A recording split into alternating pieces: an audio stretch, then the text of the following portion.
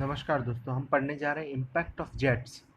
देखो, impact of jets में कुछ नंबर ऑफ केसेस हैं और मैं हर एक केस को पूरा डिटेल में एक्सप्लेन करूँगा। मैं आपको बेसिक चीज़ बता दूँ कि force exerted is equal to change in momentum. Force exerted on the plate by the jet. Jet के द्वारा प्लेट पे जो फोर्स एक्सर्ट की जाएगी वो होगी, listen, initial momentum of the fluid in in that direction minus final momentum of fluid in that direction। Initial minus final होगा jet के द्वारा फोर्स लगाई गई प्लेट पर। देखो, मैं आपको एक्सप्लेन करता हूँ स्टेशनरी प्लेट का। Flat plate, jet striking normally, मतलब एक फ्लैट प्लेट है जिस पे जेट स्ट्राइक कर रही है नॉर्मली, मतलब चलो कोई बात नहीं, सेंटर हो, यहाँ हो, यहाँ हो, यहाँ हो, यहाँ हो, सेम ही कुछ आएगा, कोई चेंज नहीं होने वाला, कुछ फ़र्क नहीं आने वाला।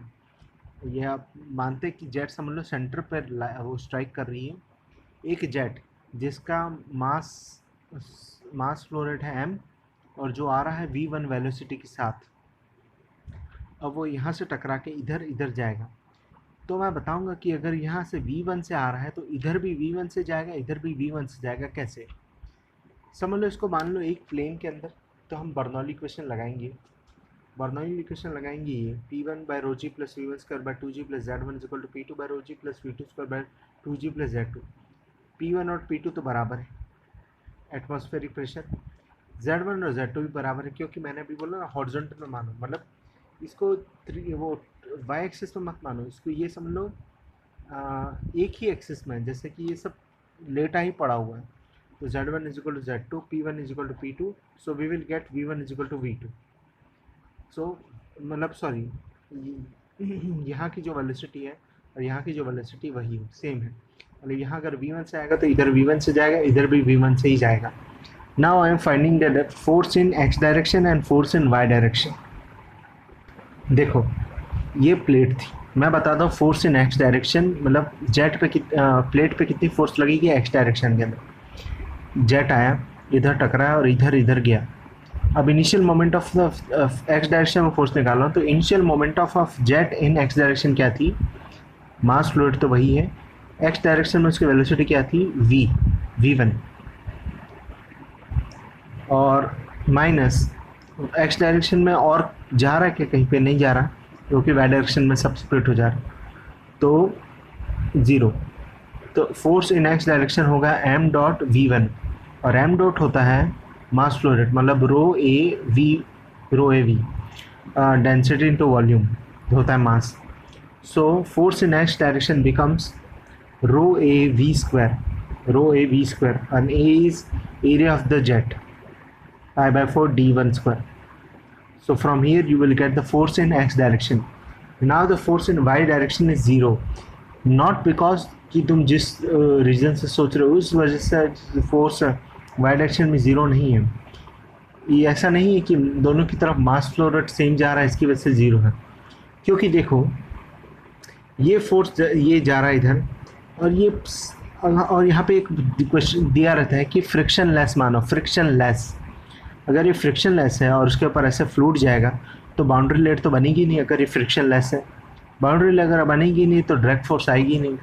इसलिए अगर फ्लूइड फ्लो हो रहा होगा, चाहे अनइक्वल अमाउंट भी फ्लो हो रहा होगा, फिर भी यहाँ पे फोर्स 0 आएगी।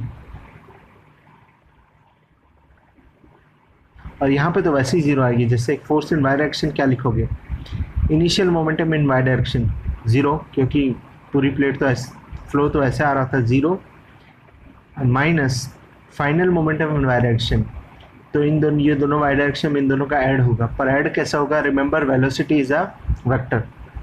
इधर जा रहा है m/2 और इधर v1 वेलोसिटी से जाएगा, जस्ट प्रूव्ड, प्लस इस डायरेक्शन पर, रिमेंबर वेलोसिटी इज वेक्टर, सो आएगा m/2 minus m/2 v1.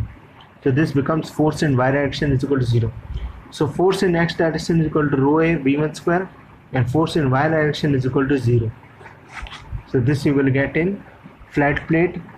जब आप फ्लैट प्लेट जब उस पर हॉरिजॉन्टल ऐसे स्ट्राइक करेगा, अगर यही जेट की वेलोसिटी होती v1 और इसकी वेलोसिटी होती u, तो आता फोर्स इन एक्स डायरेक्शन आता रो ए v माइनस यू का होल स्क्वायर। ठीक है। अब क्योंकि केस वन, अगर प्लेट स्टेशनरी है तो वर्क डन ज़ीरो हो जाएगा, मतलब वर्क रिसीव्ड, मतलब क्योंकि प्लेट अगर फ्लैट है तो उस पर जेट टकराएगी तो कोई घूमे चलेगा वलेगा तो नहीं, तो वर्क रिसीव्ड ज़ीरो हो जाएगा। पर दूसरे केस में जब प्लेट स्टेशनरी नहीं है और केस सेम ही है, तो फोर्स इनटू यू ये आएगा work received from the jet. अब देखो एक क्वेश्चन है जहाँ पे पूछता है कि जेट एफिशिएंसी निकालो, तो कैसे निकालेंगे इस क्वेश्चन में? Work received from the jet कितना है, इतना, और जेट के पास ओरिजिनल था कितना, वो हाफ एम वी स्क्वायर। मतलब इस वाले क्वेश्चन की बात कर रहा हूँ, सिंपल क्वेश्चन जहाँ पे ऐसा होता है और एक प्लेट लगी होती है जो यू वेलोसिटी से जा रही, बताओ इसमें वर्क रिसीव्ड कितना है और इसकी जेट एफिशिएंसी क्या है, तो उसमें ये होगा आंसर। अब केस टू है जहाँ पे फ्लैट प्लेट है, पर फ्लैट प्लेट इंक्लाइंड है theta angle with the horizontal, और उस पर एक वाकई स्ट्राइक कर रही v1 वेलोसिटी के साथ। जस्ट नाउ आई प्रूव कि अगर इधर v से आएगी तो z1 z2 का कोई काम नहीं, p1 इक्वल टू p2 का कोई काम नहीं, तो v1 इक्वल टू v2 हो जाएगा। मतलब यहाँ पे भी v वेलोसिटी से जाएगा, इधर भी v वेलोसिटी से जाएगा, इंक्लिनेशन का कोई लेना देना नहीं इससे। बट यह है कि यहाँ पे मास फ्लो रेट अलग जाएगा, यहाँ पे मास फ्लो रेट अलग जाएगा। ठीक है, अब मैं दिखाता हूँ।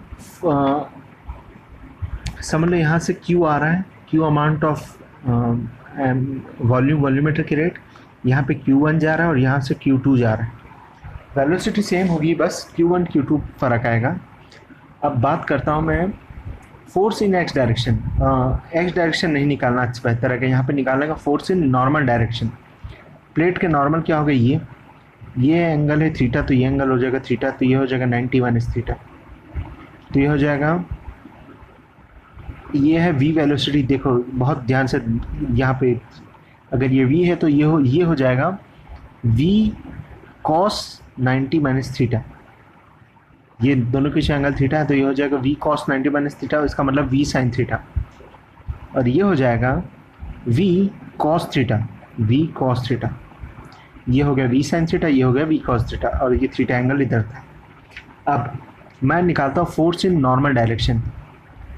तो इनिशियल मोमेंटम इन नॉर्मल डायरेक्शन क्या है, मास फ्लो रेट है m, और किस वेलोसिटी से नॉर्मल डायरेक्शन में आ रहा है, इनिशियली v sin थीटा, और क्या नॉर्मल डायरेक्शन में बाद में जा रहा है, इधर कहीं जा रहा है, फ्लो नहीं जा रहा।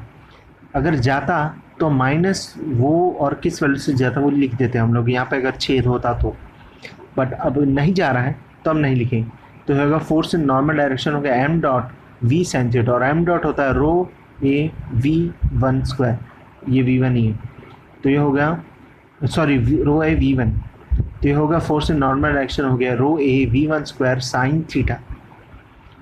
ठीक है, force in normal direction v rho A v1 square sine theta है, तो फोर्स इन x डायरेक्शन हो जाएगा